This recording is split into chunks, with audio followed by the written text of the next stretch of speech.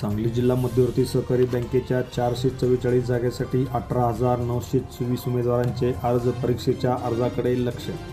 सांगली जिल्हा मध्यवर्ती सहकारी बँकेच्या 444 जागेसाठी आता 18,924 उमेदवारांचे अर्ज दाखल झालेले आहेत. परीक्षेच्या अर्जाकडे सर्व विद्यार्थ्यांचे लक्ष लागलेले आहे.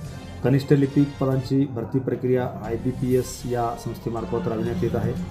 या भरतीसाठी 24 जूनपासून ऑनलाईन अर्ज स्वीकारण्यात येत होते. एकूण पदापैकी 70% जागा सांगली जिल्ह्यातील उमेदवारासाठी तर उर्वरित 30% जागा इतर जिल्ह्यातील उमेदवारासाठी राखीव ठेवण्यात आल्या आहेत. या एका जागेसाठी 42 वर उमेदवारांनी अर्ज दाखल केले आहेत. भरती प्रक्रियेदरम्यान या ठिकाणी अनेक उमेदवारांनी अर्ज दाखल केलेले आहेत. त्यामुळे भरतीच्या पुढील टप्प्यात लेखी परीक्षा होणार असून या परीक्षेला 90 गुण तर मुलाखतीसाठी 10 गुण असणार आहे. त्यामुळे मुलाखतीतील 5 गुण शैक्षणिक गुणवत्तेसाठी आणि 5 गुण प्रत्यक्ष मुलाखतीसाठी दिले जाणार आहेत. त्यामुळे सध्या हजारो उमेदवार या परीक्षेच्या प्रतीक्षेत आहेत. Press the bell icon on the YouTube app and never miss another update.